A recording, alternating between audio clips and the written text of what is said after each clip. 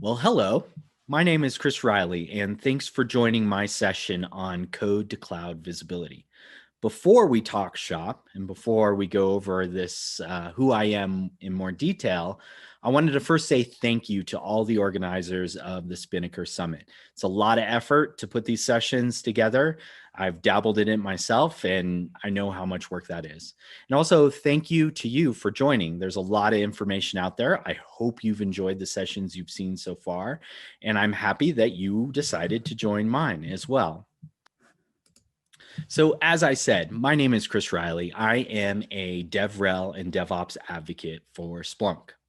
Well, what does that actually mean? I think it's important for me to give you a chance to understand why I think I'm qualified to be up here and talk to you. Well, turns out I'm not a very good coder. So I started my career as a .NET developer, and I consider myself a bad coder turned advocate. Turns out all the details of building applications were something that was not my particular forte. But this amazing role called DevOps advocate showed up, and I've been doing it for the last 14 years. And basically, it means I get to engage with the practitioner and talk about how technology is being used at events like this. And when they were in person, I got to have more casual conversations as well. But also, I get to bring that understanding back to the organization to make sure that the technologies we provide align with the use cases that our customers are using it for.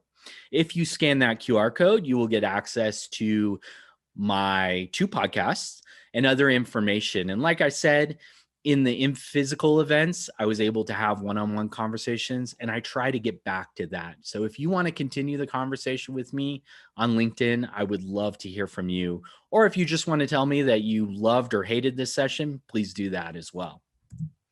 So what are we talking about today? Well, the topic is code to cloud visibility.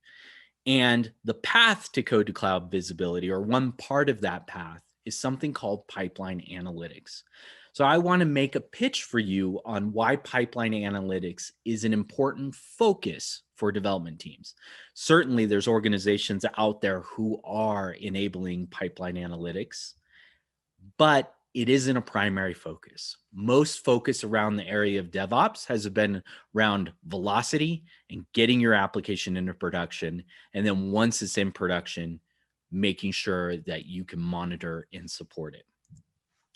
Before we dive in, and some of these terms might just seem trivial to you, I think it's really important to highlight the terms that I'm going to be using because we are in the tech space.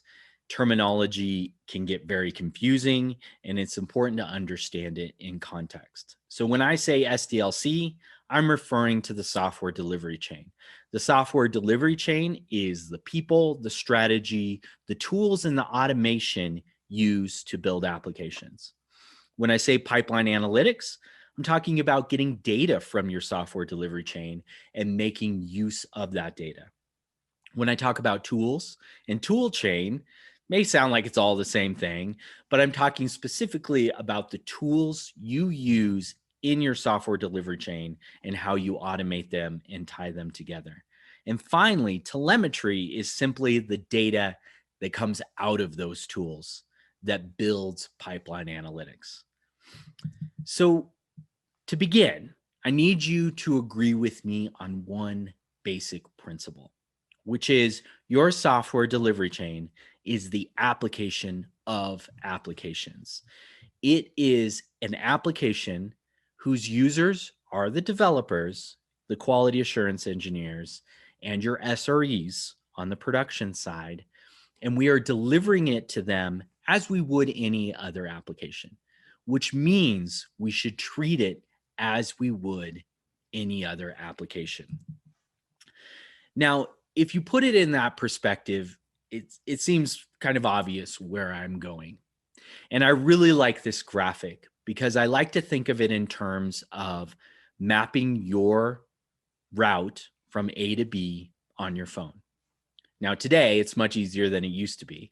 When technology first got involved in finding your route from point A to point B, it was something called MapQuest, and you would print it out and you would try to drive and follow the instructions on a piece of paper. Much easier today. pull it up in your phone, enter an address where you want to go. It already knows where you are, and it gives you choices. Usually it gives you choices. Pick what route A, pick route B, depending on amount of time.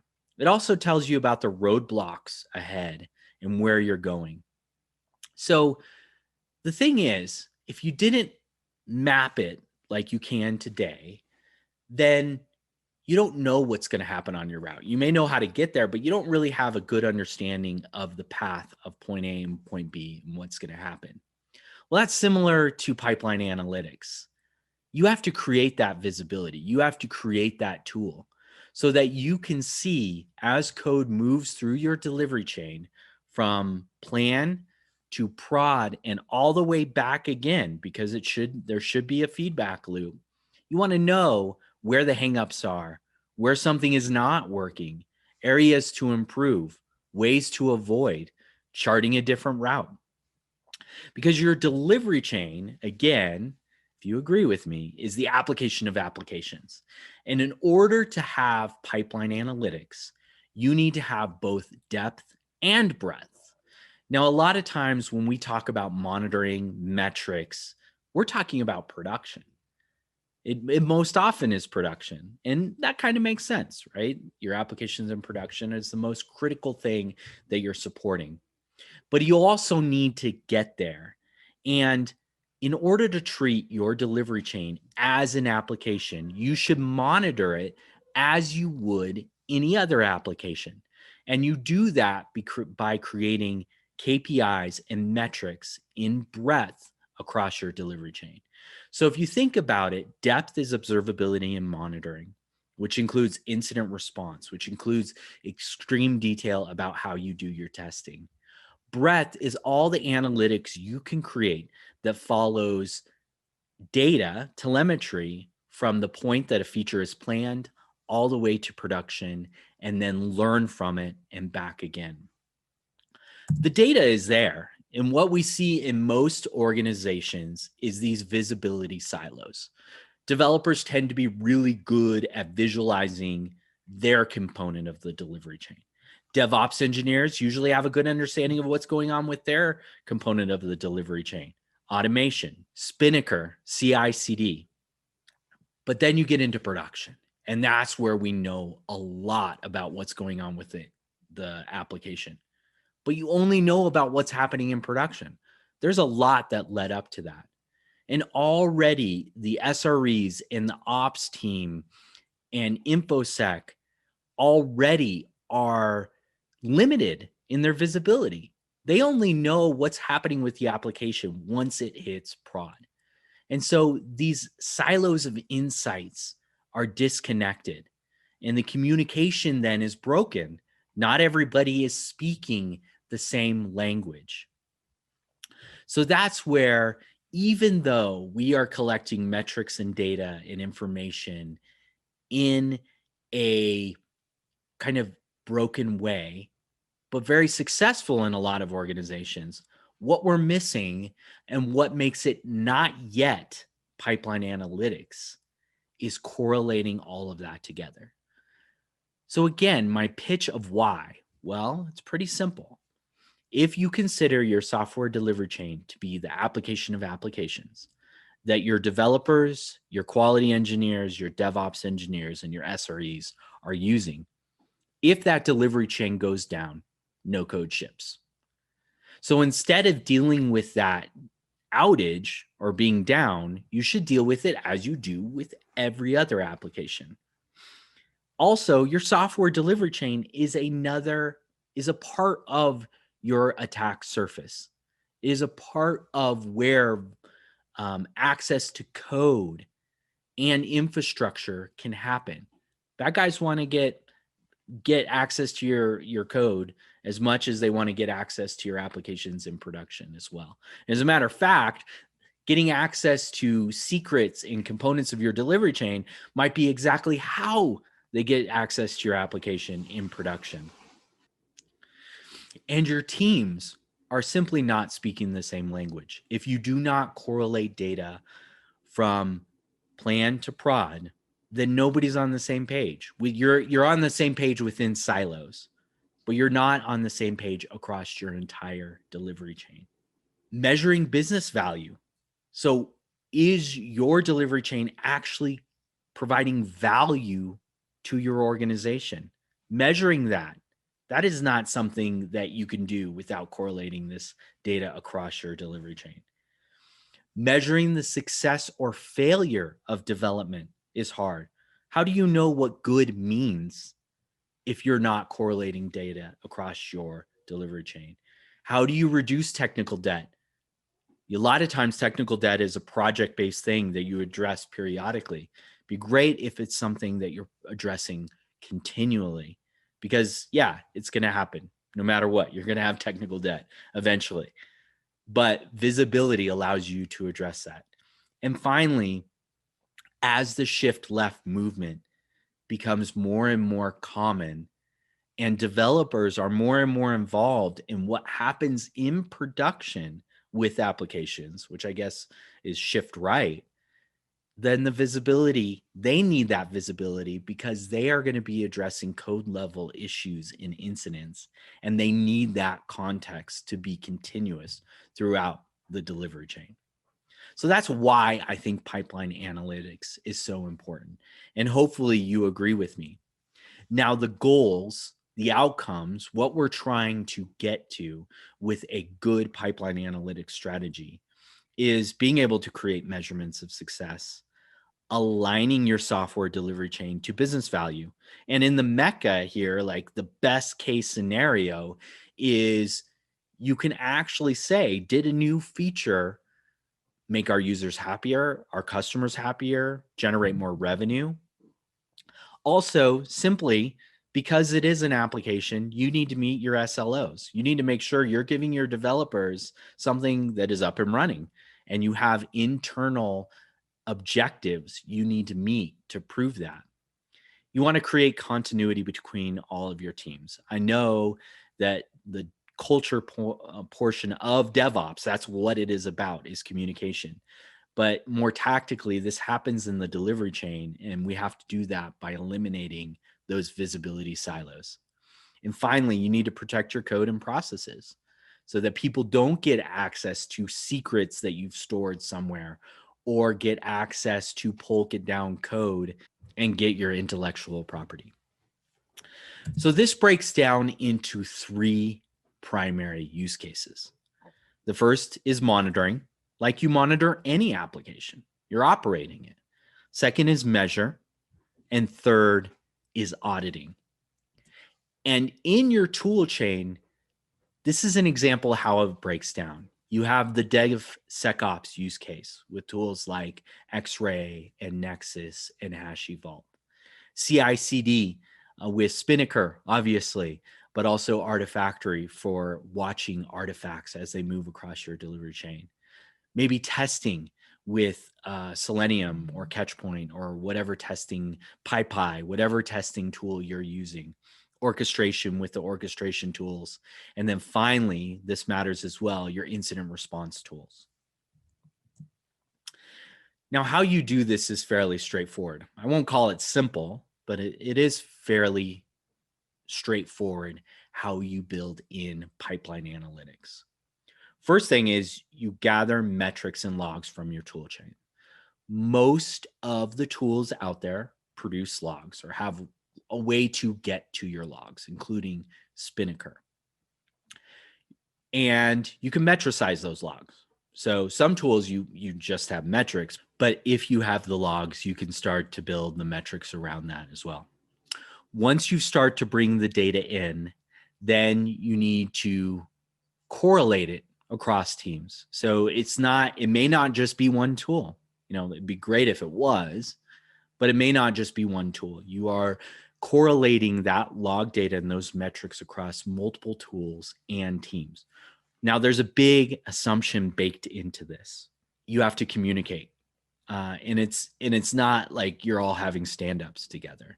You have to give access to this. We do have a lot of platform hoarders out there, people who set up a platform, configure it the way they want to configure it, and then do not share it with the rest of the organization, not giving them access to the dashboards they need access to.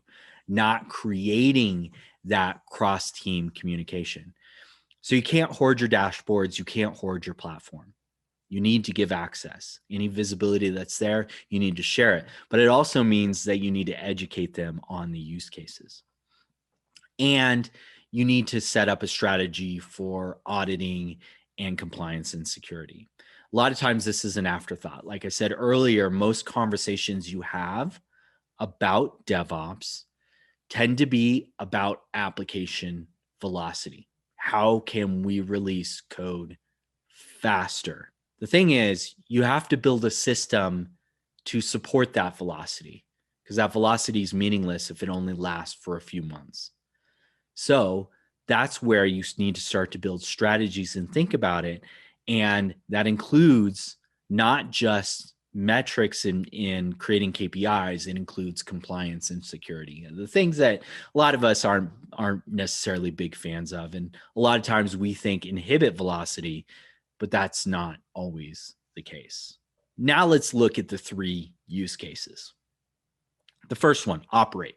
Again, you already do this with your applications in production, so why not do it with your delivery chain as well? The biggest reason you're focusing on operate is you need to meet your SLOs. So you need to make sure that Spinnaker is up and running. You need to make sure that people have access to Spinnaker and not getting errors. You need to make sure that your Hashi Vault is running or Artifactory is running, because if they're not, you can't ship code anyways. The nice thing about operate is we already know how to do this. So we're focusing on infrastructure metrics, your compute, CPU, memory, disk, network IO, and getting a time series of that data and understanding what's going on. The basic up or down, red or green, are my services running? And then also it's good to look at red metrics, rate, error, duration. They have become kind of a de facto standard in the world of APM and metrics. And it's something that you can apply to the tools in your software delivery chain as well. Now, this is the one that most people get excited about. And I admit, so do I. I think being able to talk about the key measures of success and measuring what is good mean in your software delivery chain matters. So the first thing is we have these great DORA metrics that came out in the last 2 years, and you can look them up. So there's some good de facto metrics out there. I will caution you, however, that not all KPIs and metrics are the same for every organization. You need to think about what matters to you. It's not something that you can just slot in and say you're done and call it done. Because if you don't know how you're going to utilize these metrics, they're not going to end up providing you value anyways. So there's several ways to look at it. There's also something called the flow framework. And I tend to kind of bundle all of these together. I like to take the best, what I think is the best of all of these strategies and put them together. But the flow framework is something else that you can look at. And its focus and its emphasis is finding ways to reduce technical debt. So the first 4 that I've grouped into flow velocity. So this is measuring the velocity of your delivery chain, which is obviously very important. We all want to deliver more code faster. There's a lot of different things you can measure here. You can look at your testing suite and how the velocity of how fast tests are being run and how often tests fail, basically. You can look simply at your velocity. How quickly does an artifact or code go from plan to production, being in production? I really like the say-do ratio. So when you do your product planning, and this is all a part of Agile, what are your development teams committing to delivering and what is actually delivered? Now, your flow velocity, and this is going to be true for all of these. You don't want to make this a challenge to your developers. So you don't want to put out these metrics and say, you're not doing well. Leaderboards are fine.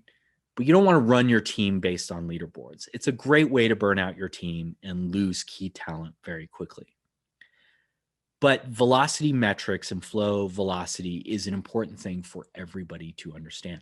The reason I call this out is it is very important to understand the impact of these metrics on the individuals, their career objectives, and how they are measured.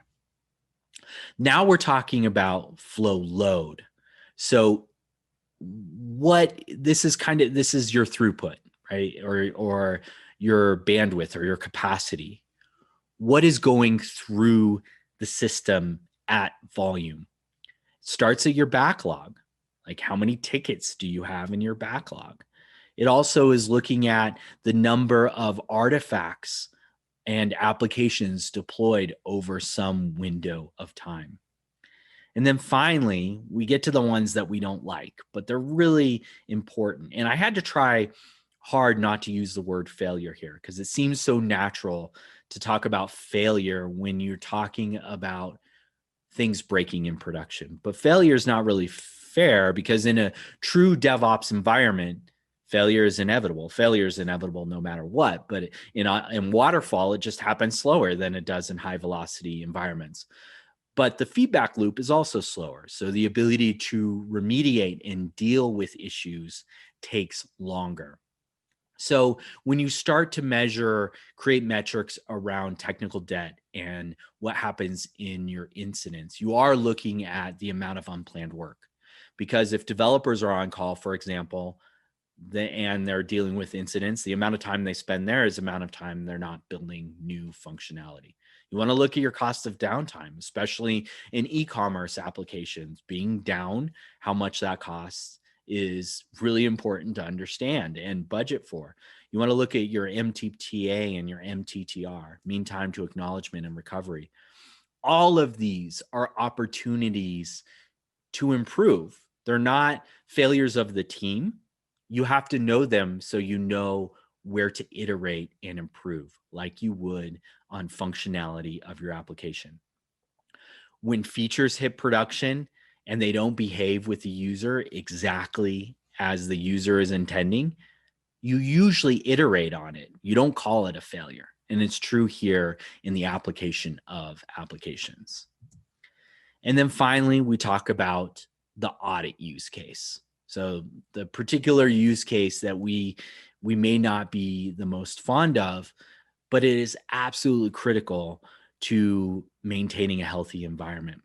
Now, in very large enterprises, it's also critical to communicate with those who are responsible for compliance and auditing. This is a way to communicate better and have a better relationship oftentimes with them, because these are the things that they are looking at as well. Maybe not down to the technical detail, but they want to know that the activity is happening. So the purpose of the audit use case, and usually who it is run by, and I should go back and say operate, it tends to be run by DevOps engineers. The metrics are usually surfaced and consumed by everybody. It may be set up by SREs or DevOps engineers, but is leveraged by the entire team. And auditing can be the DevOps engineers. It could be security professionals as well, very often is. And that's where we have this exciting opportunity to join teams together and also get into the DevSecOps component of development. So the point of this is stopping bad actors from getting access to your delivery chain. It could be getting access to data that could open up the opportunity for them to attack the organization and the application in production, but also access to your code. This is intellectual property. You need to protect that. And the delivery chain is one way to do that. Could be maybe an employee who is leaving on unfavorable terms and suddenly is trying to pull down a lot of code in strange behavior. That's really what you're looking at, is anomalous behavior of your users, behavior of access that is strange. For example, people trying to access infrastructure with a root policy. That shouldn't happen very often. You want to look at authentication methods by type and method. You want to look at where requests are coming from, IP addresses, if they're internal, external, if suddenly you're getting a whole bunch of access to Artifactory from out of the country, that might be suspicious. You want to look at it by path and artifact, and you want to look at the denial rate. So these are kind of de factos, but again, there is no one size fits all. While we can take guidance from what other people have done, and that's really where this is coming from, we need to decide how we are going to leverage the data and start from that data and work backwards, because we need to make sure that everything we visualize is meaningful and we are going to get some value from it. So we are at the Spinnaker Summit. Obvious question comes up: how do you do this with Spinnaker? And yeah, there is a great opportunity. And the nice thing about Spinnaker is it does butter across many aspects of the software delivery chain. Spinnaker creates logs. You need to collect those logs and store them into your log management tool in your monitoring tool. Next, you need to work on metricizing that data so that we can start to build dashboards and visualizations. And then you want to visualize that data based on those 3 use cases.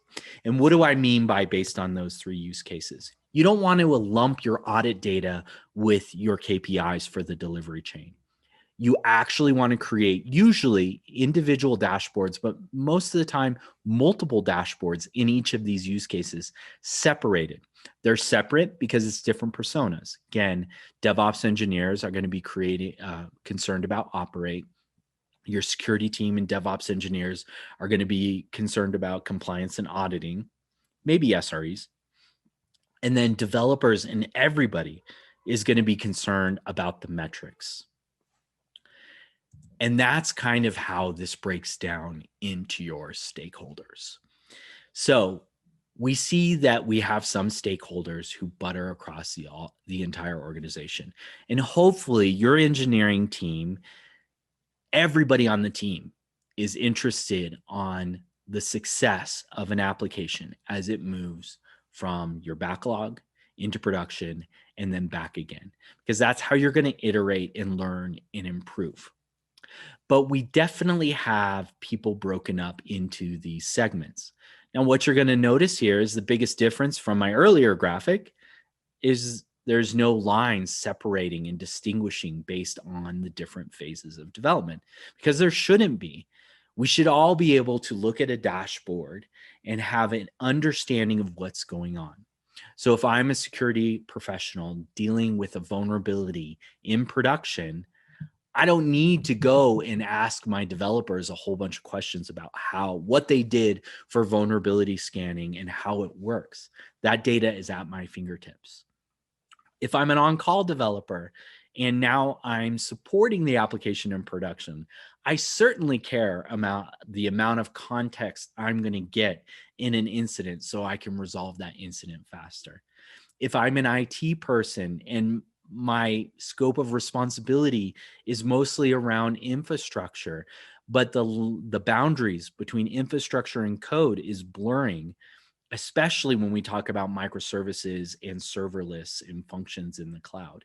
And so as that happens, I need to understand those things too. So I know, is this actually a problem with infrastructure or is this an application problem? All of this matters a lot. And that is why this visibility needs to be across team. So the title of this session was Code to Cloud Visibility. And hopefully already I've explained why pipeline analytics is important to creating the breadth and actually getting to that goal. But another component of that is observability. And that's something that most organizations have a really good handle on. The two have to correlate together. But when you do, you are creating the most high performing software delivery chain and truly treating your delivery chain as the application of applications, which is critical to sustainable development environments and being able to grow and learn from those environments. Because at the end of the day, DevOps is not an end, it's a journey. And the only way to get there is by leveraging data as the connective tissue. So thank you so much for joining my session. I really appreciate you taking the time. I hope you enjoyed the rest of the summit. And please, let's continue the conversation here or connect with me afterwards on LinkedIn or whatever suits you. And let me know, what do you think? Are you embracing pipeline analytics? Are you getting stuck with pipeline analytics? I always love having a broader conversation about the things that I talk about.